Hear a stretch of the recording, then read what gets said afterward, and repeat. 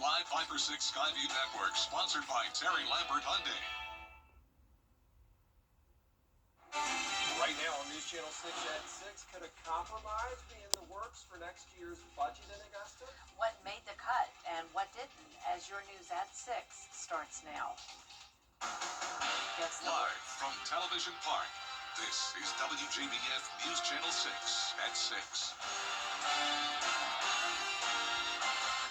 Good evening, everybody. I'm Brad Means. I'm Jenny Montgomery. Thank you for joining us. Coverage you can count on begins with Augusta leaders still stalled on next year's budget. At issue is a shortfall to the tune of about $20 million. But a compromise is being considered. George Escala has the story. For more than a month, Augusta commissioners have been turning a cold shoulder to the administrator's proposed 26 budget. But now, a sense of progress. We take a look at where a compromise could be made. And I think compromise was made yesterday, and we're moving forward. City leaders have not embraced the administrator's call for a 30% tax increase to fill a nearly $20 million budget hole. The big reason for the deficit is the more than $11 million increase in the sheriff's budget. Many city leaders don't support that tax increase, but also don't want to start cutting public safety. We need more cars on the street. We need more deputies. And so, yeah, and like I say, when you have people come to Augusta, Georgia, the number one thing they look for is safety. This has some city leaders considering a compromise. Add to the cuts proposed by the administrator, but instead of a $2 mil tax increase, approve a $1 mil increase with the funds going to the sheriff's budget. That is doable. A $1 mil increase would help and assist in offsetting some of the respective costs that we are enduring for our public safety. The mayor says he's not in favor of any tax increases, but admits there's growing support for a compromise. There's others that have expressed an opinion that they could. And I think that's where we're headed, to where, if those dollars are allocated, particularly towards either law enforcement. There's still work ahead for city leaders on approving next year's budget, but solutions for the sheriff's office are being sought. In Augusta, George Escala, WJBF, News Channel 6. A big to-do list for Augusta leaders when it comes to the next phase of the sales tax. Commissioners have to approve the final projects for SPLOST 9 in January for it to be on the ballot in May. But the list is growing.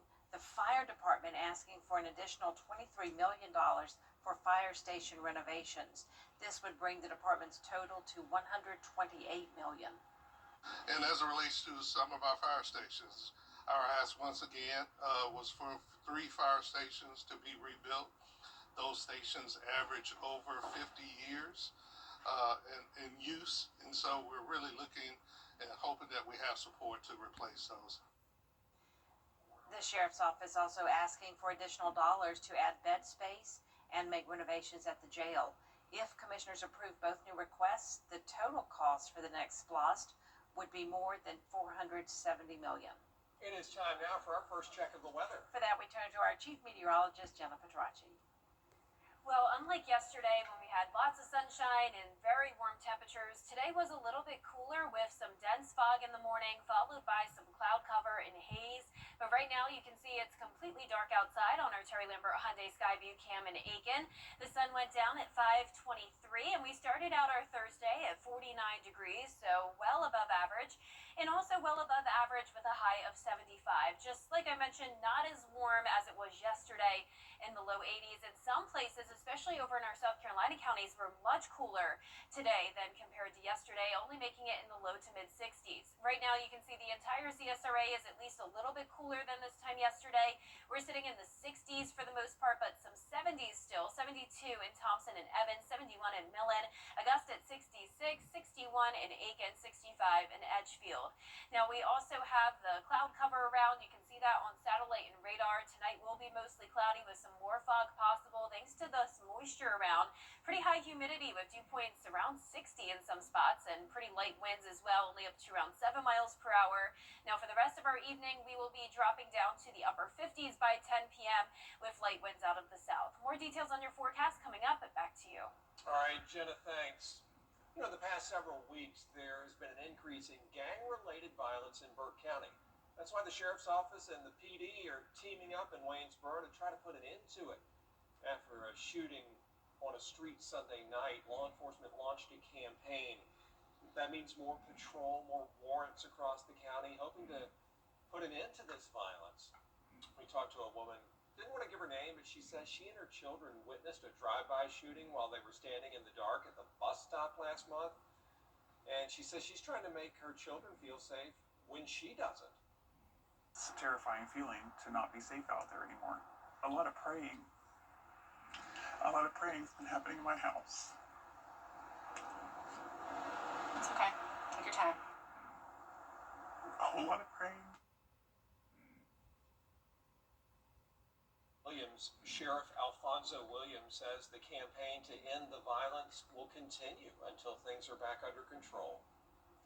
One person is in jail in connection to the shooting of a 3-year-old in downtown Augusta over the weekend. Jermaine Dixon is charged with aggravated assault.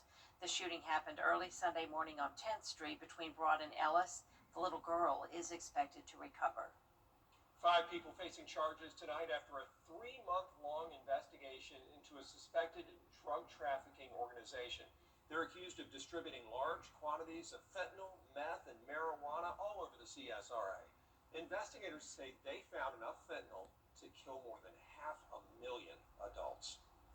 South Carolina lawmakers are debating a bill that could require doctors to give patients a specific warning about the COVID-19 vaccine. The bill would require doctors and pharmacists to give a scripted warning about that vaccine. Patients would also have to sign a written notice confirming they've been informed before getting the shot. Supporters say it's promoting transparency, but others say it could be misleading for patients. And I thankfully have never cared for a child with a COVID vaccine complication in the ICU, but unfortunately have cared for hundreds of kids in the ICU with COVID and unfortunately pronounced too many dead. It doesn't try to remove the vaccine. It doesn't do any penalties. It's simply informing the public that the vaccine may be contaminated and you should take it at your own risk. Lawmakers are now bringing the bill to the full committee again for further review. Happening now, the annual Feast Before the Feast event in Augusta, making sure everybody gets a hot meal as Thanksgiving approaches. They've been doing it since 2008. Volunteers out there serving all the Thanksgiving favorites. It runs until 8 p.m. or until they run out of food. 7 locations for the Feast Before the Feast this year. We have them listed on our website, WJBF.com. There was a long line this morning at Good Shepherd Baptist Church in Augusta. Folks turning out for some holiday staples. 500 turkeys, 500 pounds of greens, and 500 bags of sweet potatoes were handed out for next week's feast. This is the 5th year Good Shepherd has held its turkey giveaway prior to Thanksgiving. It was in partnership with Mayor Garnett Johnson's annual sweet potato giveaway. Be a member of a church that really gives back, and I feel strongly that as being the mayor, this is a time of year we help those that are less fortunate, especially at a critical time like this in our country, that we help others that so desperately need it, and I'm proud to be a part of it. Mayor Johnson will continue his sweet potato giveaway tomorrow at 5 p.m. at the Windsor Plaza Shopping Center in Hepzibah, and Saturday 10 a.m. to noon at Ever Faithful Baptist Church on Sandbar Ferry Road. Coming up, the debate over daylight saving time, back up for debate on Capitol Hill. We'll take a look at the pros and cons of turning the clock back when we return. This doctor says he has found a way to keep... It's time to play. I think he wants to play point at all. Correct. It's still fun, only on Live. You're right. Even a broken clock is right twice a day. Weekday mornings at 9 on News Channel 6. Well, As these days get shorter, debate over daylight saving time is back on Capitol Hill. Lawmakers are considering the pros and cons of permanent daylight saving time versus standard time. Washington correspondent Maddie Beer-Temple reports. Most Americans turned back their clocks earlier this month, even though lawmakers say most people I talk to would like to have a set time that doesn't change. But whether it should be permanent daylight saving time or standard time is the question. It's time for us to decide on one standard and to just stick with it. The National Golf Course Owners Association says most of its members want permanent daylight saving time. Our point of sale data shows afternoon and evening hours generate 40% more revenue per hour than the morning play. CEO Jay Karen says the extra light later in the day is good for business and Americans' health. The economic opportunity is tens of millions of dollars. It also gets people outside recreating together. The social and mental health benefits of golf are well documented. But University of Kentucky professor Tyler Kleppe says the circadian disruptions tied to it could have serious downsides for health and the economy. Permanent standard time is better for our cognitive function. There are currently 4 bills in Congress dealing with daylight saving time, some leaving it up to the states. The Sunshine Protection Act, co-sponsored by Indiana Congresswoman Erin Houchin, would make daylight saving time the standard. Putting that extra hour of light where families can actually use it in the evening. So far, 19 states have passed laws to make daylight saving time permanent, according to the National Conference of State Legislatures. But Congress has to pass its own bill for those to take effect. In Washington, I'm Maddie Beer-Temple. Our chief meteorologist Jennifer Tracci back with us now, whether it's dark or light outside. It's warm right now. Yeah, I'm loving it, guys. We are going to be pretty warm over the next couple of days, but then a big cool down coming our way next week, along with finally some chances of rain. I'll have more details when we return. Roddy Player here with Queen City Home Store. Don't miss our Blockbuster Black Friday sale going on now with appliances up to 50% off. Stainless dishwasher starting just $2.98. Family size refrigerators and ranges at only $4.78, and microwave hoods at just $1.48. Plus, buy more and save more with exclusive rebates up to $45.50 on appliance packages. Plus, get free delivery installation on select items. With 12 months interest-free financing and express delivery, nobody gets it to you faster. Visit your nearest Queen City Home Store location or find us at QueenCityOnline.com. Did you work at a DOE nuclear Weather headlines on News Channel 6, brought to you by Southpaw Roofing. Closed captioning on News Channel 6 is sponsored by Hearing Associates of South Carolina. Now, your most accurate forecast with WJBF Live Viper 6. Welcome back and happy Friday Eve. It was a nice day, pretty comfortable, but some of us definitely cooler than others. And our Terry Lambert Hyundai Skyview cam showing pretty light winds here at Augusta Regional Airport. Flag not blowing too much as winds are coming out of the southeast at just 7 miles per hour. 66 degrees, dew points also nearly matching the temperature, so a lot of moisture around, all thanks to this stalled front across the area. High pressure to our south is also keeping us warm, and notice we do have some rain nearby, and we could finally start to see some of that as we go into the weekend. But current temperature is definitely cooler in our South Carolina counties. 61 in Aiken, but 66 across the river in Augusta, and then a lot of places in Georgia still in the 70s. So you can tell that ridge of high pressure is bringing the warmth. A lot of us have been seeing 80s this week, and we'll be right back to it tomorrow. Notice the dew point's super high for this time of the year. A lot of times we have dew points in the 20s and 30s with sunshine, but it was pretty humid today. This is what brought us the dense fog in the morning, then turned into a haze later on. You can see tonight at 11 p.m. we'll start to see some of that dense fog again, especially across the river in our South Carolina counties, and this will continue until around 8 o'clock in the morning, so just leave with plenty of time tomorrow and drive with caution. You can see your Friday is going to be warmer than today as well, topping off in the upper 70s to low 80s. We'll see some clearing throughout the day, but still not a completely sunny day by any means. And we're also going to be close to tying some records, forecasting 80 degrees both Friday and Saturday, with a chance of rain coming into the picture on Saturday, maybe even a few stray showers on Friday. You can see our futurecast showing this first front end up just kind of fading away here, but another system's going to be coming in from the west. So we'll start out Friday dry, just with the cloud cover and fog, but then some isolated showers possible Friday evening, and then a few more showers and weak storms throughout the day on Saturday, and then colder air taking over Sunday. So here's Friday at 6 p.m.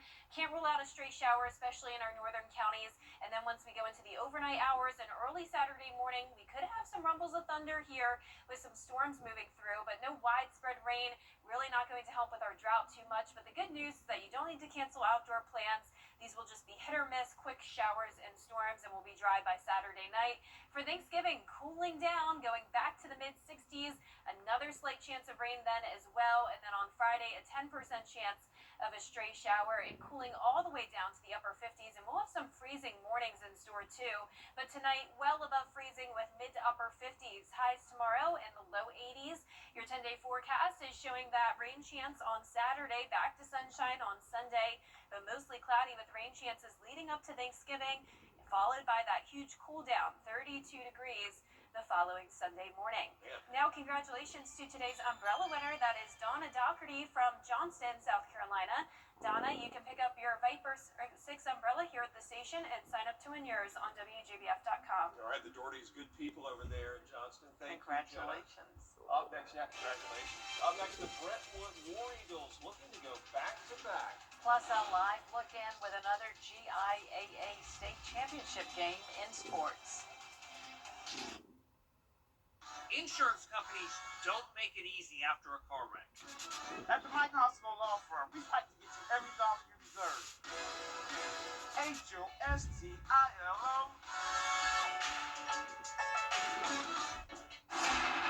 It's a trap. Are the holidays big at your house? Good, because we're offering you some huge Black Friday discounts.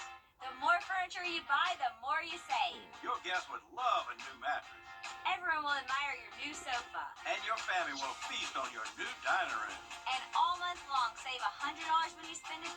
Save $200 when you spend $2,000. The more you buy, the more you save. How cool is that? Can you get huge Black Friday savings at Weinberger's Furniture? Yes, you can. Coming down 75, and the school bus just decided to come over my lane. Spun me 3 times. I would definitely recommend my cost low. Everybody really works hard. My car was paid off. All the medical bills were paid off. I ended up with over $30,000. They get you what you deserve. The WJBF Live Viper 6 Skyview Network is sponsored by Terry Lambert Hyundai. Low prices, big selection, and committed to quality customer service. Now, WJBF sports coverage you can count on. Well, the GIAA Football State Championships officially beginning tonight. First up, we've got the Westminster Wildcats taking on Sherwood Christian Academy at Cavalier Fields in Macon, and you are taking a live look here. Westminster has the 7-6 lead right now at halftime. Low-scoring game. These two teams met in the state championship last season. The Wildcats, though, seeking some redemption from their loss last year. They have one more half to win it, and they're making their 3rd straight title appearance. Be sure to tune in at 11 for highlights and post-game reaction. Now, that's not all the private school action for this week. Edmundburg plays tomorrow night, going for their 3rd straight championship. And the Brentwood War Eagles, they're looking to go back-to-back. Brentwood 11-1 heading into the state championship, finishing out the year 5-0 in region play, including a decisive 42-14 win over Briarwood Academy last week in the semifinals. Now, Brentwood also facing the same state championship opponent as last year, the Southwest Georgia Academy Warriors. And head coach Adam Lord is proud of the accomplishment to get to state, but he knows the job isn't finished. We're not just happy to be there. We actually want to go perform well. But it's an awesome opportunity for our kids and our community and the schools. So we're looking forward to Saturday at Mercer. You play somebody for the 2nd time. Obviously, they know you a little better. And seeing how we won last year, obviously, I think they're probably going to make some adjustments. And us being the team that won, a lot of times I feel like, well, if it worked for you, why not do it again? Well, kickoff is set for 3 p.m. Saturday at Mercer University in Macon.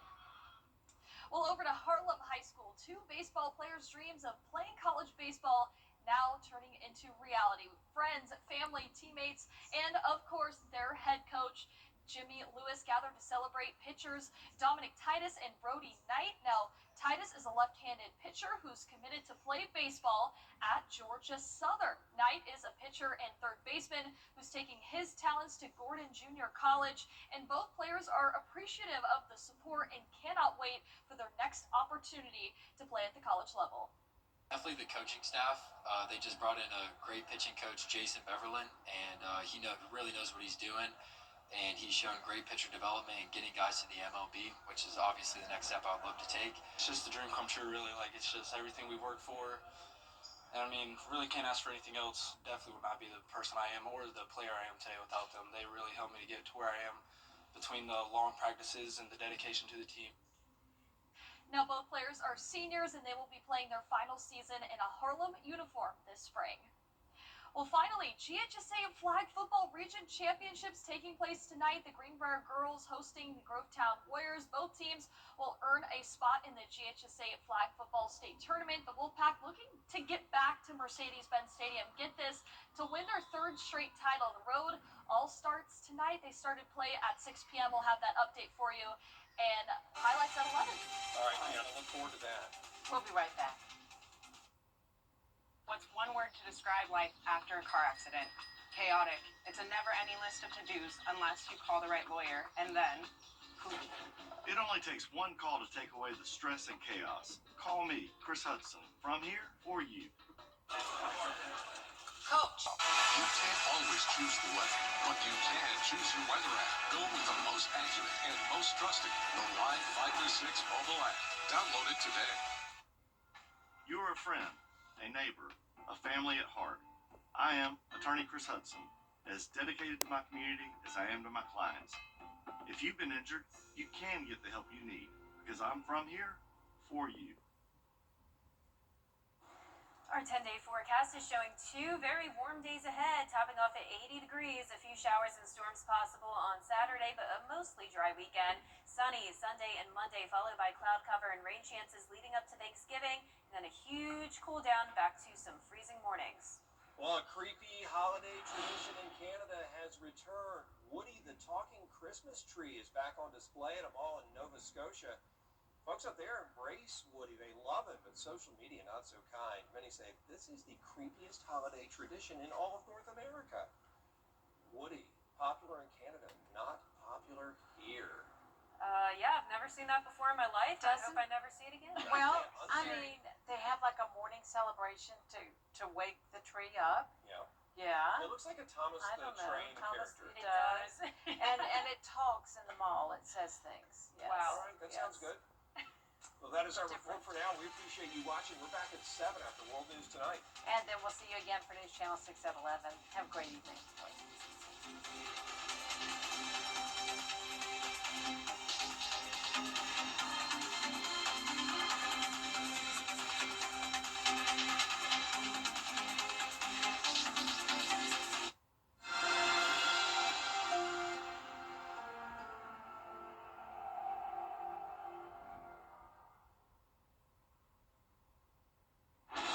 Tonight, the breaking news as we come on, the chilling new images